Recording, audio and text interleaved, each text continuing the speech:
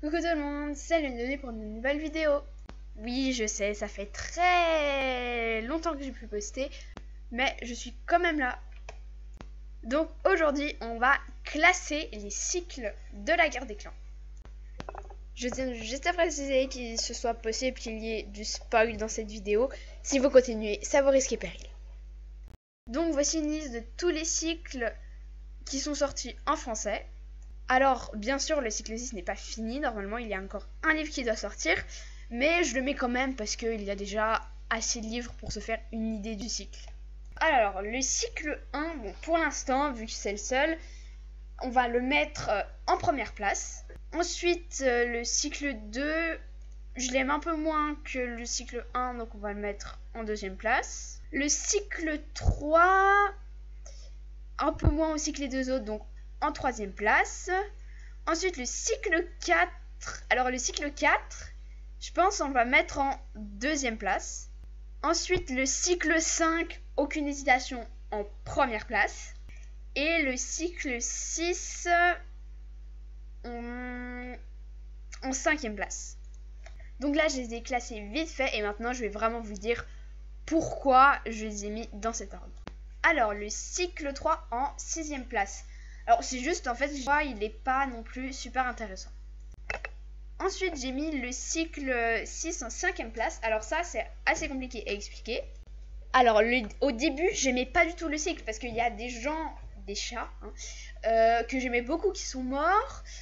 Après, il y avait Cœur d'Aulne aussi que j'aimais pas du tout. Au début, maintenant, je commence à l'aimer un peu plus. Voilà, donc le début, j'ai vraiment pas beaucoup aimé. Mais après, au bout, je pense, du troisième livre, là quand même j'ai commencé à m'accrocher, même que c'est maintenant du coup j'aime beaucoup. Mais voilà, je le mettrai entre 4-5e place. Voilà, après il est quand même vraiment bien. J'ai vraiment accroché sur le livre 5 là qui est sorti en septembre il me semble. Donc je pense qu'on va le laisser quand même en 5e place, même qu'il pourrait être aussi en 4e place. Ensuite du coup en 4e place le cycle 2. Alors le cycle 2 je le trouve trop bien avec Minuit. Donc c'est un blaireau et tout. Franchement, je l'ai trouvé super bien avec Feuille de Lune et Poil d'écureuil aussi. Ça, c'était trop bien. Le seul truc justement, c'est qu'il y avait Étoile de Ronce, donc il s'appelait Griffe de Ronce, il me semble. Oui, il s'appelait Griffe de Ronce. Ça, j'ai pas aimé cet endroit, mais après il y avait Plume d'orage, Jolie Plume, Nuage noir et tout. Ça, c'était et du coup qui est devenu Plume de jet. Mais franchement, il est vraiment bien.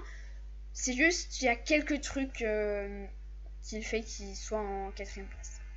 J'ai presque donné des bons arguments, mais voilà, c'est Étoile de Ronce en fait, je pense surtout qui a fait de le mettre en 4e place. Ensuite, en 3e place, nous avons le cycle 4. Alors le cycle 4, j'ai bien aimé avec la bataille finale et tout, la forêt sombre, ça c'est ça que j'ai vraiment beaucoup aimé. Après, il y a la grande bataille à la fin et tout, ça c'est trop bien. C'est pour ça qu'il est en 3e place. Ensuite, en 2e place, le cycle 1, quand même, c'est le premier cycle, c'est avec Étoile de Feu et tout. Donc, c'est trop bien.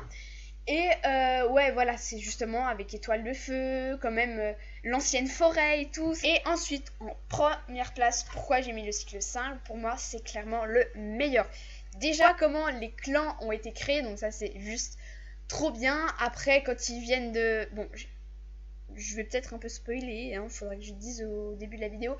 Mais comme il crée les clans et vraiment, non, franchement, il est top. Après, il y a Gripoil dedans, je trouve l'histoire est vraiment trop bien.